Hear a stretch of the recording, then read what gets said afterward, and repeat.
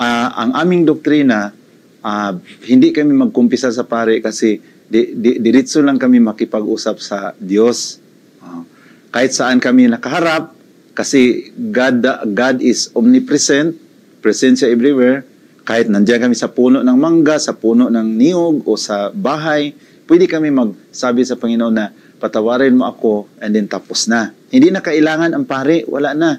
Kasi sa aming panindigan, saan ba yun sa Biblia? Wala man yun sa Biblia.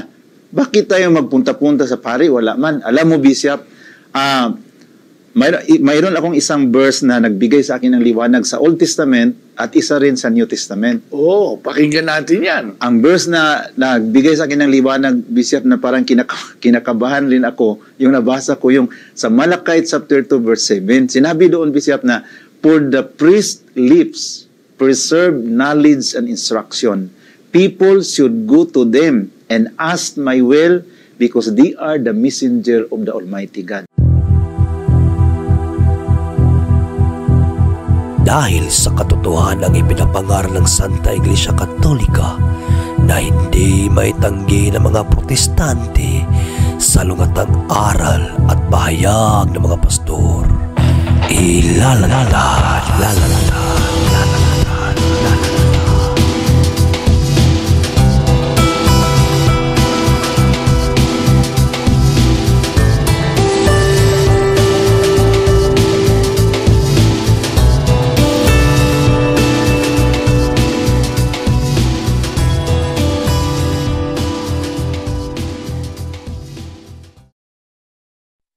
Back sa simbahan.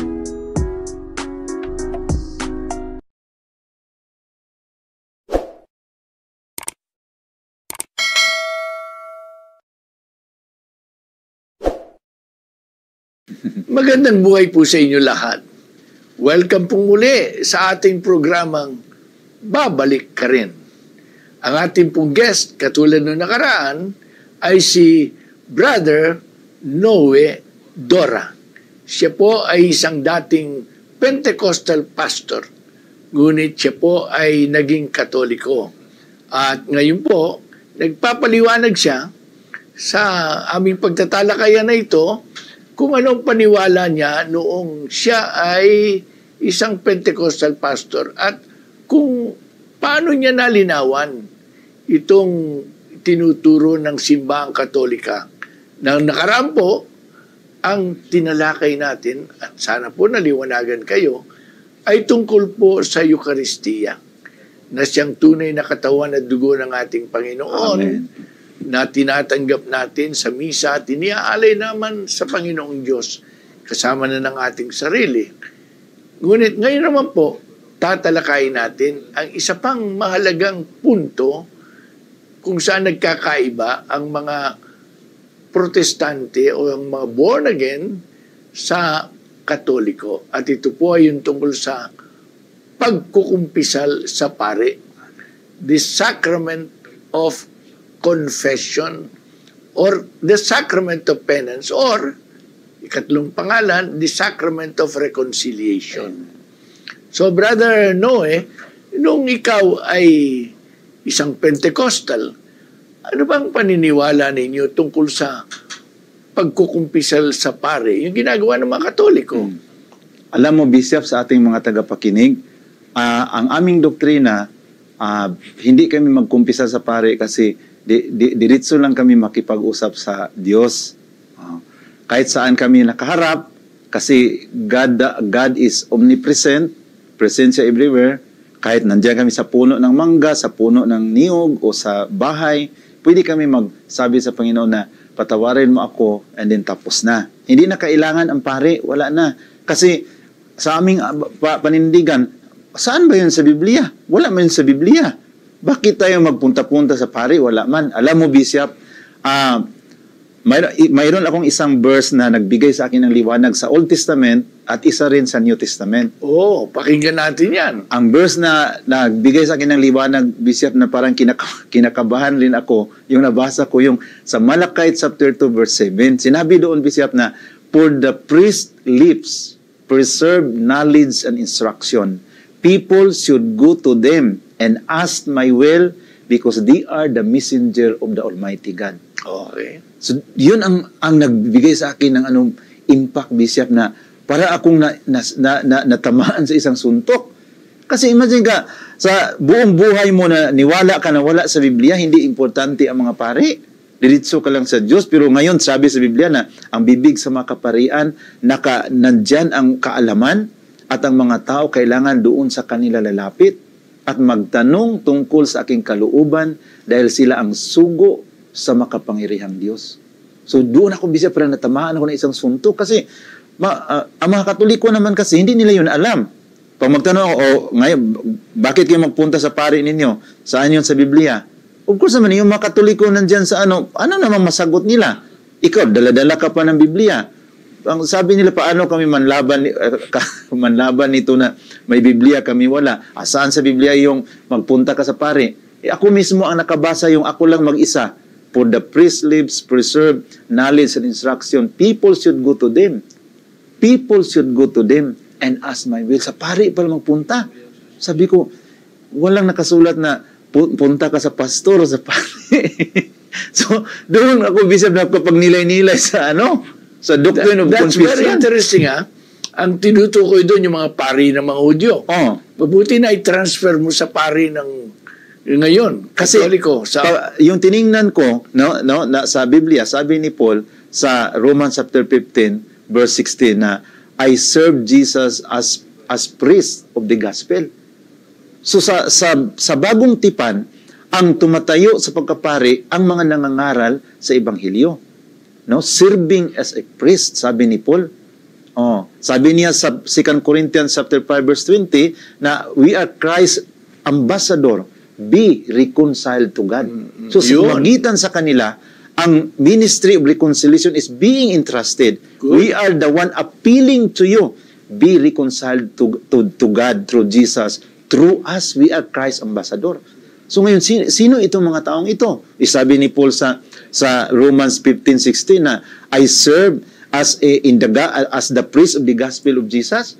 Naglilingkod ako bilang pari sa ebanghelyo ng Panginoon Kristo. So ngayon, sino itong mga taong ito? Doon ko nakita ang tinatawag na Catholic historical connection na itong mga taong ito, walang ibang simbahan na mayroong historical connection sa mga apostoles maliban sa simbahang Katoliko. Ayun. Doon ko, napakalaki ng realization na grabe yun. talaga, Bishop. Very basic yun, by the way, ha? And then, in the New Testament, nagbigay rin sa aking realization, sabi ni Jesus sa kitungin, yung gumaling na siya, sabi niya sa Mark chapter 1 verse 44, sabi niya, do not tell anyone, but go directly to the priest and perform what the laws of Moses prescribe. In other words, Jesus Christ recognized the ministry of the priest. At itong priesthood sa New Testament, nag-prefigure ito sa mga kaparian sa bagong tipan. Ang mga pari sa ebanghelyo ng ating Panginoon Kristo. Kaya, Bishop, doon ako biglang naiba. Itong mga verse na ito, Bishop, parang biglang nag-iba ang aking pag-iisip na sa paninira ako sa Katoliko. Saan sa Biblia na si Jesus nagsabi na punta ka sa pari? Para kang sinampal na sa isang malakas na kamay ang mukha mo pagsabi ni Jesus, do not tell anyone, but go directly to the priest. And this priesthood of the Old Testament prefigured the priesthood of Jesus, which being represented those who are priests of the gospel of our Lord Jesus Christ. As Paul says in Romans chapter 15 verse 16, I serve as priest of the gospel of Jesus. So, ngayon, sino ngayon ang nangangaral sa ebanghelyo na may karugtong sa otoridad ng mga apostoles? Nag-research naman ako, Bishop. Tininan ko ang aming simbahan. Kailan lang natatag? Nag-umpisa kay Martin Luther. Binalikan ko ang history, Bishop, na ako lang mag-isa nagbabasa. Magbalik man sa Katoliko, parang kinabahan ako. Naghanap ako ng paraan, Bishop, na mag-shortcut, na madiritso kay Jesus, hindi daan sa Katoliko. Wala mang ibang shortcut. Kailangan ka magdaan dito sa history sa Katoliko sa 10th century, how the Catholic Church survived, 7th century, 5th century, dadaan ka man. Tiningnan ko ang history. mula sa Council of Nicaea, no, ang Nicaea, Nicaea, no, ang right pronunciation Nicaea, the Council of Nicaea. Doon nakita ko ang mga kaparian lead by the Pope Sylvester. Sabi ko, Katoliko man to. Hinahanap ko, nandito na ba kami sa mga taong ito? Wala talaga, Bishop. Din sabi ng aking lolo, tayo ang totoo.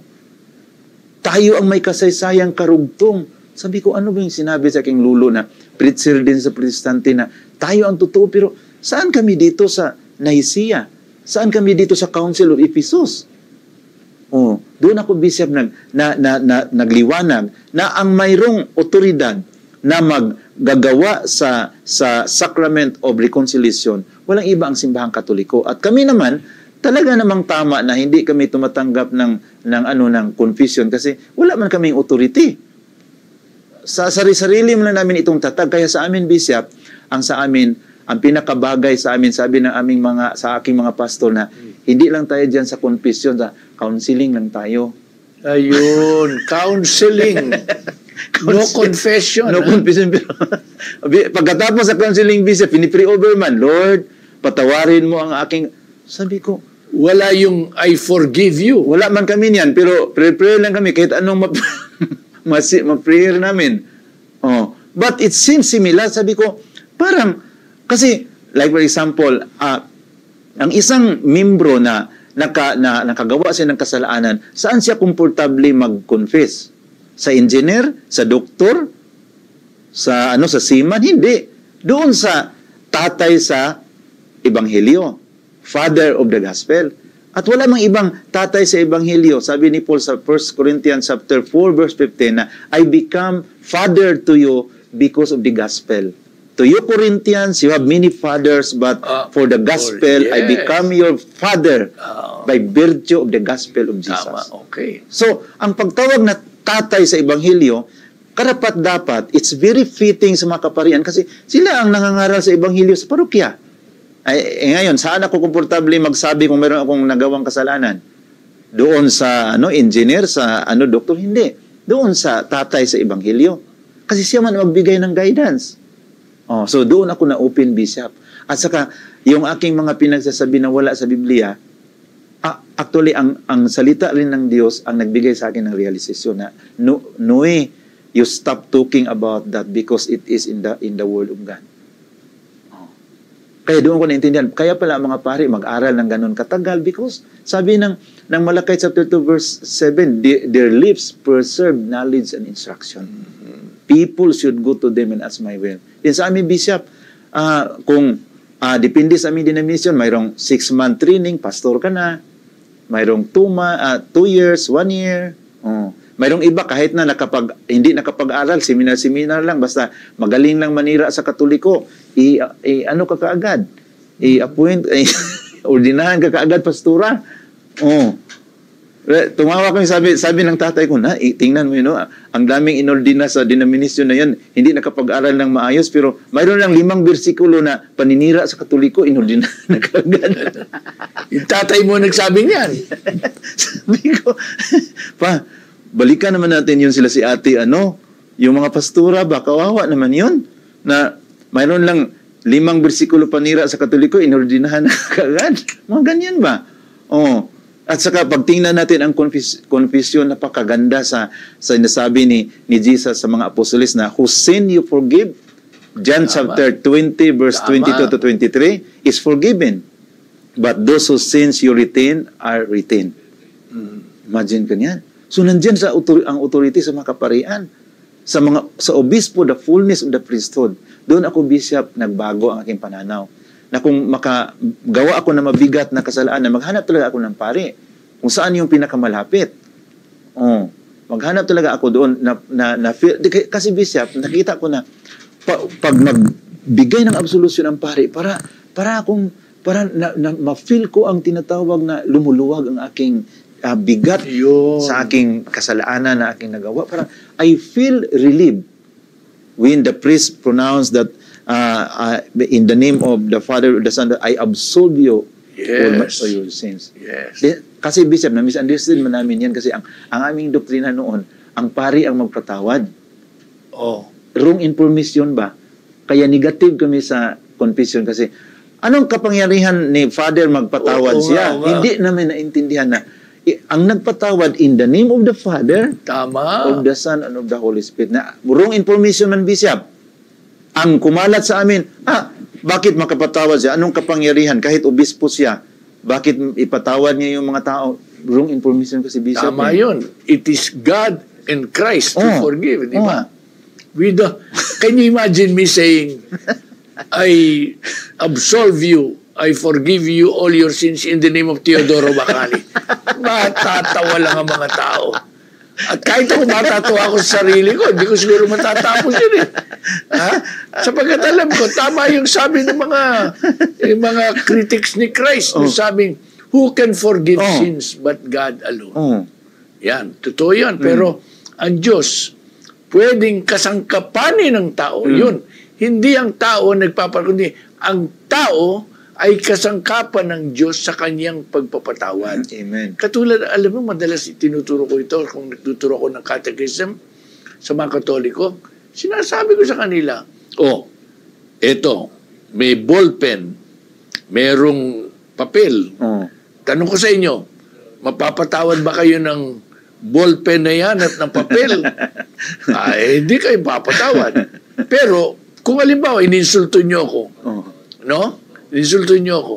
Tapos, humingi kayo ng tawad sa akin at sumulat naman ako sa papel. Tama. I forgive you.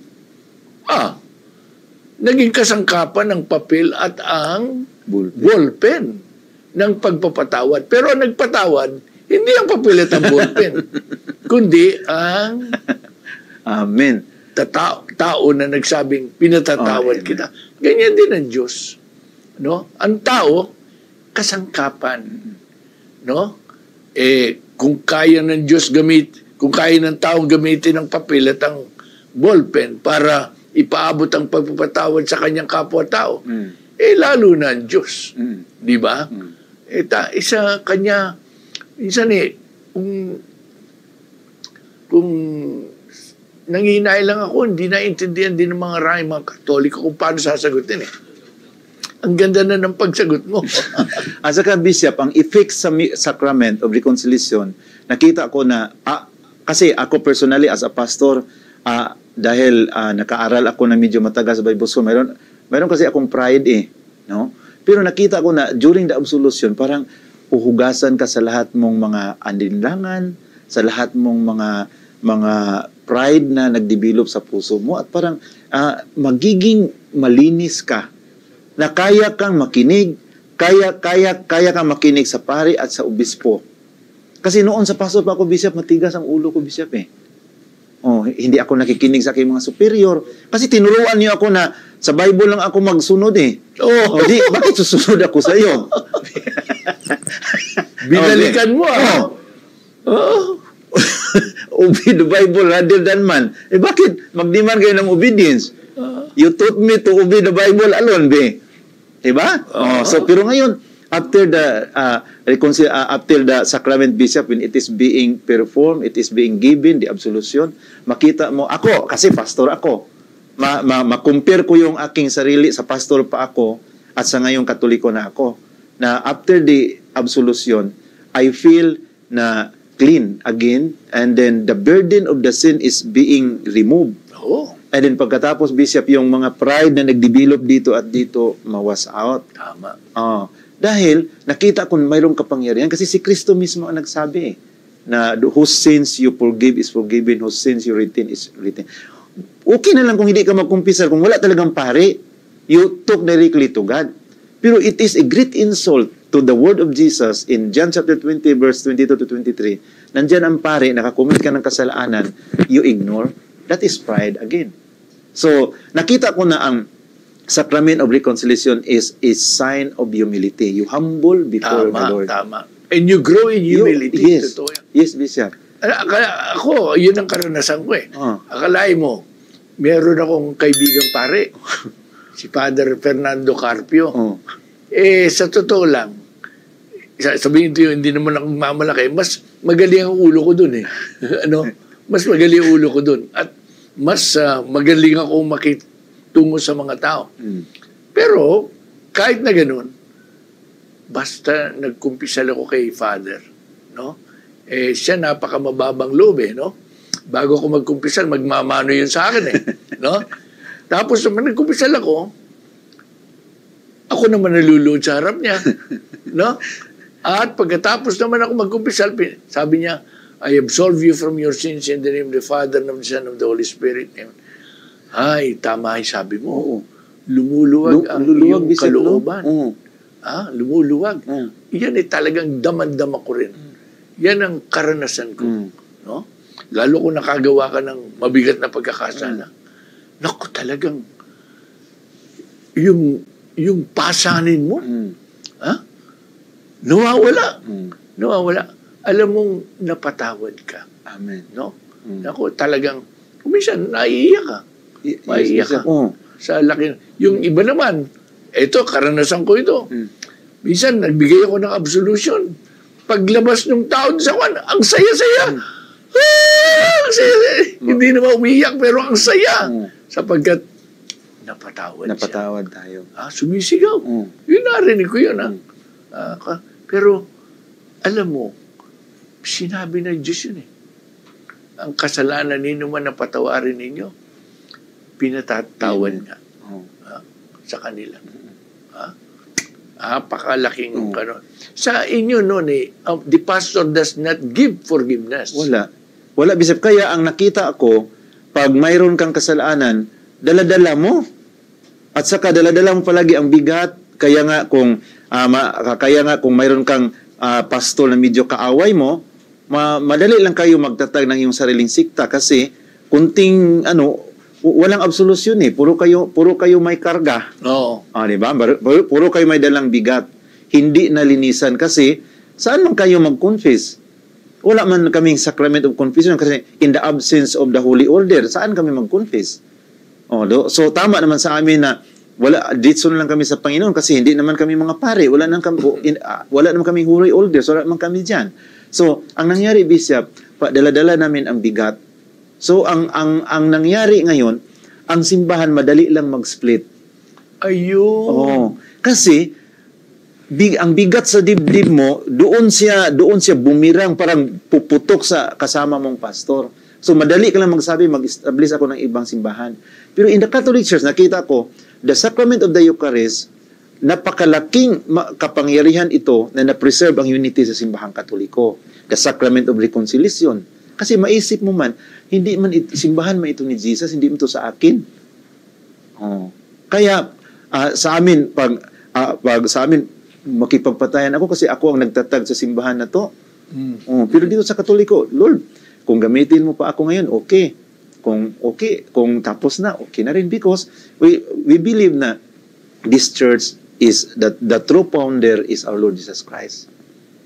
Pero kung ako ang nagparehistro sa sick bishop, makipagkaso ako sa iyo kung i-treat mo ang aking posisyon kasi sa akin to Pero sa Katolikong simbahan, nakita ko na kalma lang ang mga obispo, mga pare. Kung walang magkiklaim na sa akin to simbahan. Pag gamitin ako sa Panginoon, okay. Kung okay naman, magmisa lang ako. Yun nakita ko sa mga pare. Hindi man sila makipag-awayan na, wag mo akong galawin dito, ha? Akin ito. Akin ito. So nakita ko dito, Bishop, na napakalaki ang confession and sacrament of reconciliation. It was away all my guilt and my burden. Tulad sa akin na pastor na pag makakonfess ako, natural naman, Bishop, magalit ka kasi as an organization, maraming magpasaway, no? So, makasigaw ka sa isang convert, you feel guilty. Ngayon, kung hindi ka magpunta sa Sacrament of Reconciliation, paano ka magiging channels of blessings na marumi ka man? You cannot be used by God effectively because you refuse to the sacrament that will wash away all your guilt. Kasi nandiyan yun sa Biblia whose sins you forgive is forgiven, whose sins you retain is retained. So ngayon, personally as apostle, nakita ko, Bishop, na para kang luluwag, parang magkaroon ka ng bagong lakas after the absolution na makasmile ka na naman. And then makapag-isip ka na naman na everything belongs to God. So ganyan ka, Bishop. So itong mga biblical realization ko na Malakay chapter 2 verse 7, hindi ko talaga makalimutan. Dadadalahin ko to sa buong buhay ko. Kasi ito ang mga katotohanan nagbukas sa aking isip. Mark chapter 1 verse 44, hindi ko makalimutan. John chapter 20 verse 22 to 23, whose sins you forgive is forgiven, whose sins is written as written. And then in 2 Corinthians chapter 5 verse 17 to 20 na we are the Christ ambassadors and we are entrusted with the ministry of reconciliation. And we are appealing to you, be reconciled to God through Christ. And we are the one appealing to you, be reconciled to God. So nakita ko ang trabaho sa mga apostoles, Sacrament of Reconciliation, na of course, saan man komportable ang mga mananampalataya mag-upin sa kanilang buhay kung nakagawa sila ng kasalanan, doon sa amahan, sa ebanghelyo, sa pare, sa obispo, na siya, nandyan ang kanyang otoridad. At historically speaking, Bishop, nakita ko 100%, ang Katoliko talaga, ang makaparian talaga ang mayroong otoridad sa Sacrament of Reconciliation. Mahirap talaga sa amin, Bishop. Because alam ko, historically speaking, kailan kami nag-umpisa, wala kaming apostolic connection. Wala kaming claim sa mga apostolis, Bishop, kasi alam namin na dyan lang kami Security Systems Commission ng System. Paano namin?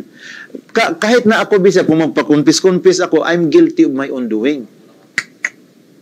Mas magdagdagan pang aking kasalanan, Bishop, because I know in the first place na I have no apostolic authority. Ngayon, alam ko na dyan lang kami sa SIC. Sino ngayon? So, I am guilty of my own doing. So, para hindi ako mag-guilty, maghanap ako ng ibang teaching na, diretso lang tayo sa Diyos. Because, I have no power to do that because I know I'm guilty. In the first place, alam ko, Bishop, na wala akong karapatan dyan. Kaya, dahil lang na nakatatag na ako ng simbahan noon ng aking, yung pure gospel na ako mismo ang nag-register sa SIC, no? Parang I go with the flow na lang. Pero makita mo na Katoliko talaga. Ako, sa aking pag-aaral, Bishop, kahit na maraming tinatawag natin ng mga pagkakamali, pero pinag-aralan kong maayos bakit ang simbahang Katoliko talaga. Noon, ang argumento namin, iniwanan sa Panginoon ang simbahang Katoliko dahil sa mga maraming kasalanan. Yun ang aming argumento. Pero nakita ko, ang nagbigay solusyon sa akin, Bishop, ang bansang Israel. Sabi ng Panginoon na hindi niya iiwanan ang bansang Israel. Correct. Kahit na sa daming hari na luko-luko sa bansang Israel, pero sabi niya sa Romans chapter 11, verse 1 to 4, hindi ko iiwanan. Chapter 11, verse 29, sabi ng Panginoon, for God's gift and call is irrevocable. Yes. So, hindi niya kayang iwanan ng Israel. Sabi niya, nakasulat na kayo sa aking mga kamay, O Israel.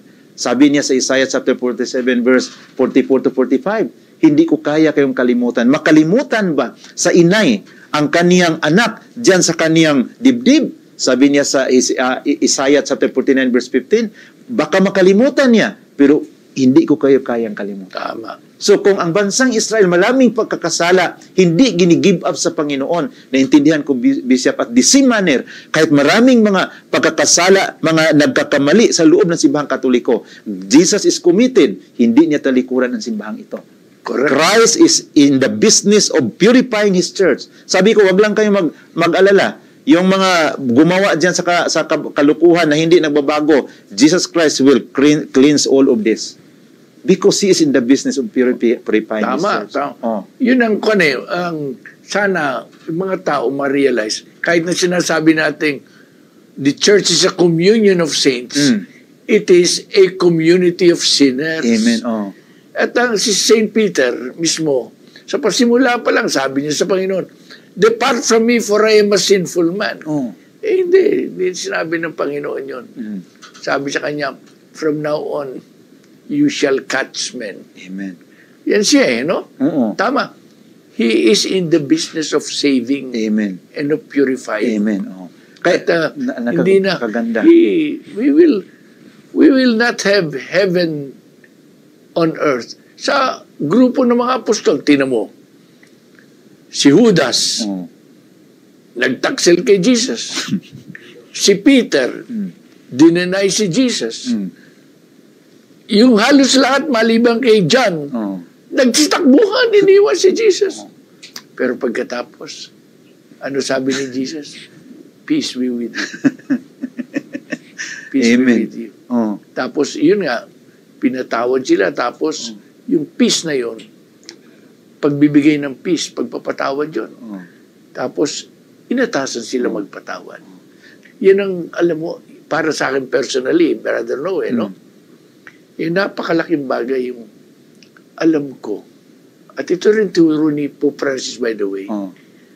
Pag nalaman mo na pinatawad ka, pag may lumapit sa iyo na magkukumpisal, matututo kang maging maawain Amen. Oh. sa taong yun. Oh. Yun. Siguro, kuminsan po, aaminin ko naman, Oh. may mga paring kuminsan nagagalit pa sa kumpisal ang payo ko sa mga Katoliko, pag pinagalitan po kayo ng pari sa kumpisal, sabihin ninyo ito, Father, binigyan kayo ni Christ ng power na magpatawad o di magpatawad, pero di kayo binigyan ng power na magalit. Bishop, mayroong isang pastora na na-convert sa Katoliko. Then parang hindi na klaro sa pari ba ang kanyang confession na sinunog niya ang mga larawan. So parang nagalit ang pari. Oh. Ano ba yung ginawa mo? Mga ganyan ba? Parang hindi na clear sa pari yung ano. Sabi niya, alam mo ba, Nui, hindi na ako bumalik doon. Sabi ng pastora na na-convert sa Cebu. Siya, ngayon, so, ang ginawa pa kasi siya sana ang pinakamalapit doon sa parokya, malapit na ang bahay nila, doon siya nagko-confess. Pagalitan man daw siya, kasi parang hindi nakuha ni Monsignor, kasi matanda na rin, kung bakit sinunog niya ang mga larawan ni Mama Mary, nakariak agad ang Monsignor. So, anong ginawa mo, pastor? Siya, doon na lang ako sa may Good Shepherd, yung may mga pari doon na mga bungol na bishop ba, bingi na ba?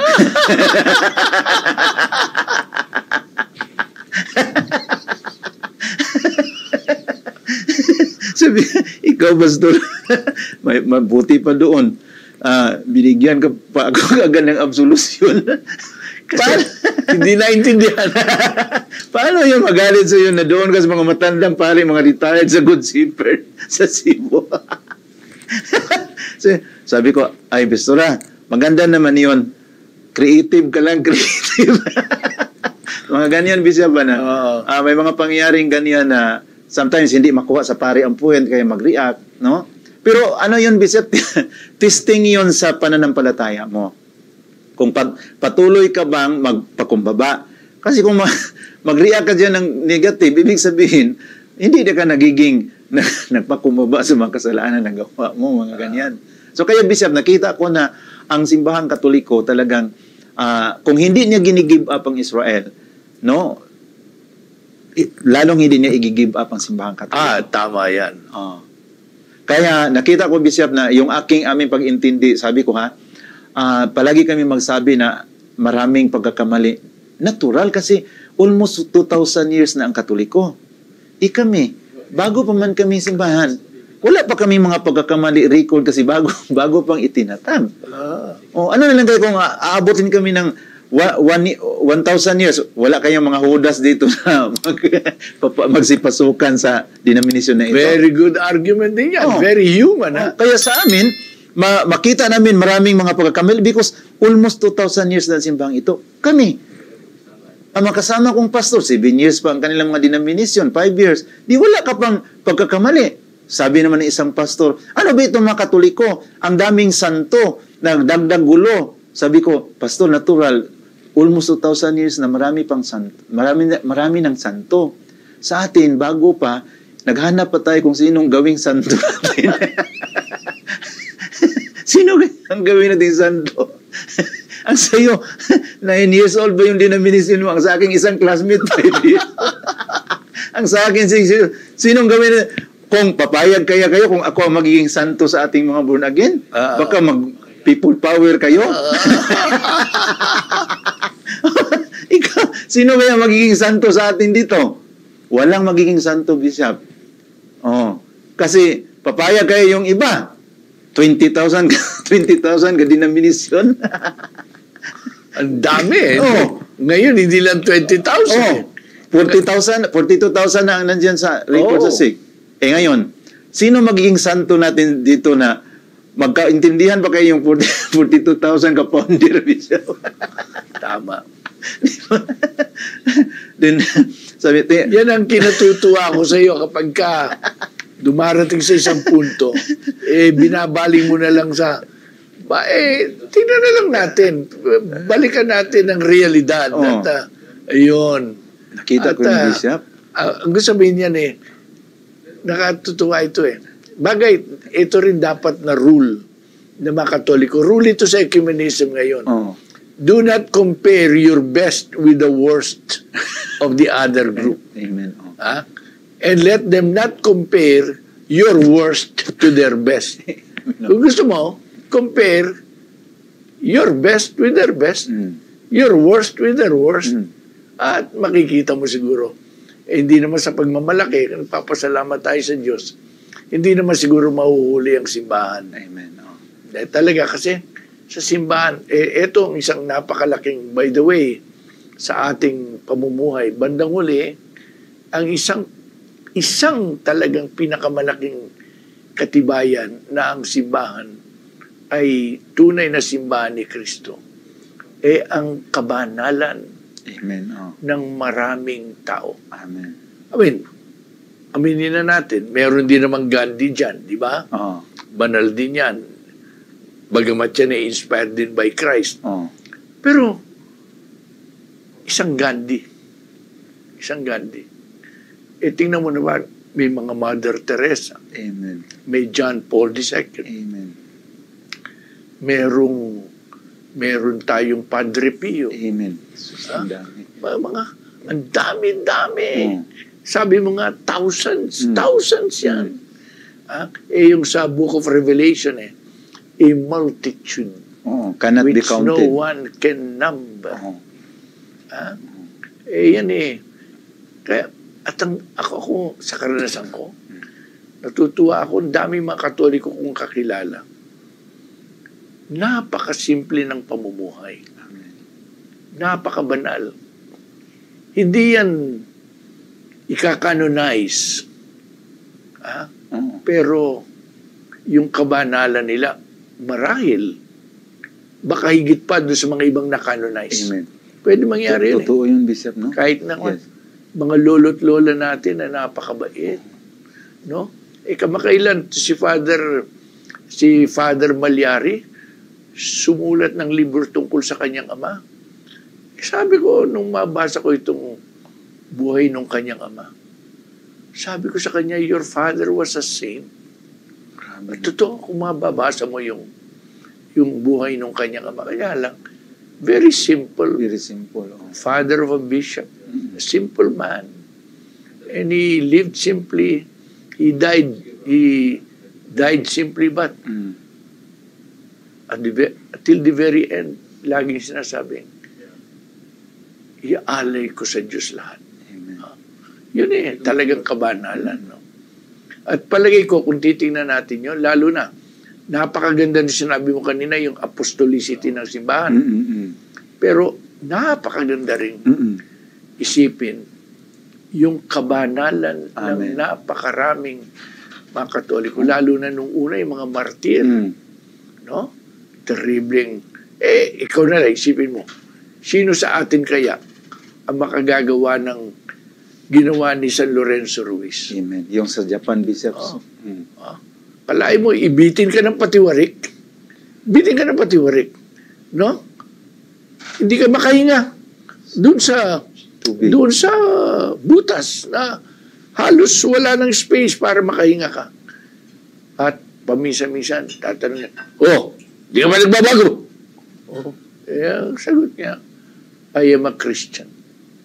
At ang nanindigan siya doon sa sinabing, ako'y Kristiyano at may 1,000 buhay man ako. Iaalay ko para sa aking Diyos at sa aking kapwa-tao. Pero natutuwa ako yung sinabi mo kanina at yun dapat po nating isipin. At madalas nating isipin tayo mga Katoliko at yung mga kapatid din natin. No? Makababalik ba kayo kay Kristo at sa mga apostol? Amen. Sino ang makapagsasabi na sila ay nakababalik sa mga apostol? Amen. Apostol ng ating Panginoong Jesucristo. Ang Orthodox, pwede magsabi niyan. Pero, Amen. alam nyo, sa kanila naman, wala naman yung katulad ni Peter. Amen. Oh. Oh. Di ba? Alam mo, Bishop, ganito, sabi ko, ang tinanim sa amin na ang Katoliko talaga is doubtful, no? Doubtful ang kanilang claim. Pero dumating ako sa punto na kung granted na doubtful ang historical claim sa simbahang Katoliko, then as a result of that, magtatag ako na aking sariling denominasyon. Kung mas doubtful to, mas doubtful ito. Totoo nga naman. Yan ang gusto ko sa iyo, mga human turns. Dumating ako sa punto, Bishop, nga, sige, doubtful. So, takwil natin yan. Doubtful ang historical validity. Magtatag na din ang sa atin. So, naisip ko kung doubtful yan, kaya lumabas tayo dyan, kaya doubtful, nagtatag tayo ng sa atin, mas worse ang pagka-doubtful nito, Bishop. Mas worse ito. Then, sabi ko na ito na yun ang Apostolic Church. Parang naninindig ang aking balihin. Hindi mo maamin, ha?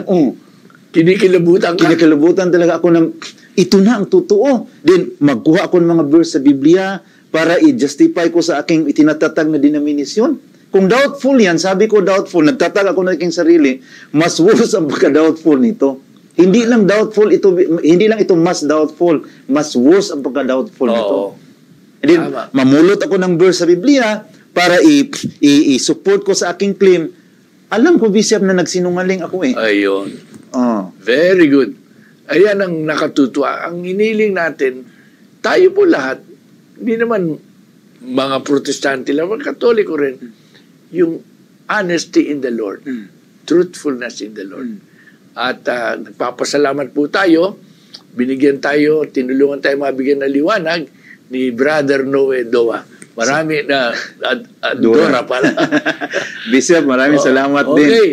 And God bless you. Thank you po. And may the Lord keep on helping you bring light to others. Salamat po, Bishop, sa ating mga tagapakinig. Maraming salamat po sa inyong lahat, Bishop Ted.